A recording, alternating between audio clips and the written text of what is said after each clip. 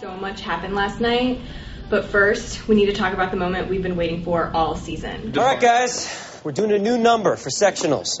I know that pop songs have sort of been our signature pieces, but I did a little research on past winners, and it turns out that the judges like songs that are more accessible, stuff they know, standards, Broadway.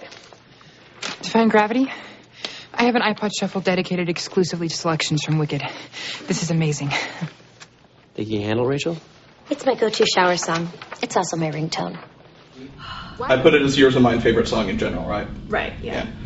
We saw Wicked together. Mm-hmm. I saw it in New York, Tampa. You saw it in Chicago. We love it. So when they decided they wanted to do this, we've been giddy ever since. And we've known about it for weeks, but weren't sure when it was coming, and it was beautiful, I thought.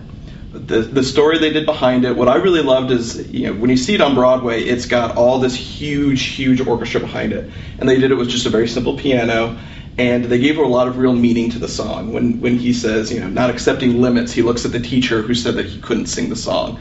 And Rachel was talking about love and looking at her love interest. So there was a lot of real depth to the song, I thought. Mm-hmm. And it was amazing because it's written for a female, and Kurt went ahead and tried out for it, and he did an awesome job. And Rachel just made it look so easy. It's a really hard song, and you have to give her credit. She makes it look easy. During a commercial break, I actually sat on my keyboard and tried to hit a high F, and I thought if I could, I would do it on camera, and I was told that that's not something that's appropriate for my voice. Probably not. But I'll try to work on it. Okay.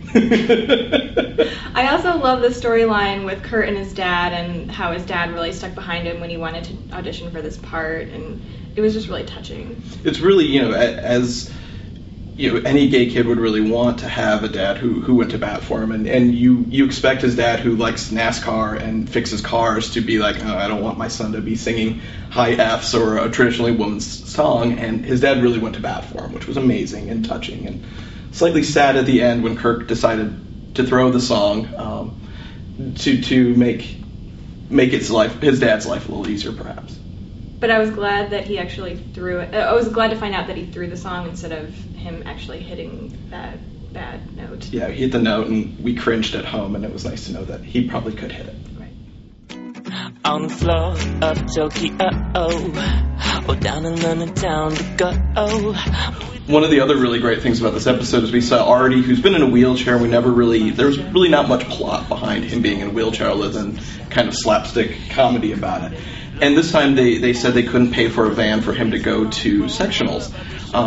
And so you got to hear more about what it's like to be a student in a wheelchair, and everybody else in the cast, had to play the parts as if they were in a wheelchair. And then they did Proud Mary, which I'm going to add to our top 5 list. I loved Proud Mary. I loved the singing, I loved the choreography and the wheelchairs, and they really looked like they were having a lot of fun. They had fun harmonies, and just the thought of having to do a whole routine in a wheelchair was mind-boggling to me. I know, and I wonder how much time and effort it took to learn that. And really, even at the end, it looked like they were having a blast. Exactly.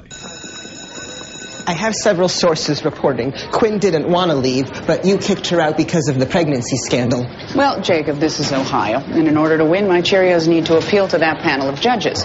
So if I have a pregnant girl doing a handspring into a double layout, the judges aren't going to be admiring her impeccable form.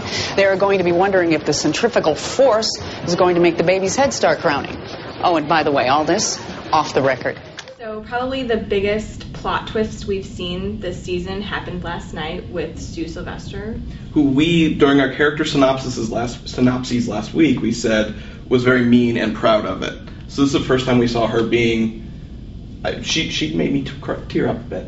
Right. We found out that she actually has an older sister who is mentally handicapped, and we saw a scene with her interacting with her sister, and it was very touching. And you have to give props to the actor Jane Lynch. She did an awesome job of just making the whole scene feel very sincere. And I feel bad for any time I've made fun of her now, and her character, and thinking that her character was mean. Yeah. When she has some kind of soul that I'm hoping we're going to see more of. Me too. Thanks for watching. And keep in mind, if you get a chance, send us an email. I'm at joe.black@jacksonville.com. And I'm Erin.Patterson@jacksonville.com. And next week, it looks like Rachel, who's our favorite singer, I think, is going to fall in love with Mr. Shue, the Glee teacher. And who wouldn't? Exactly. I mean, I already have. So I'm kind of a bit worried that what Rachel's going to do, but I completely understand it. It should be good.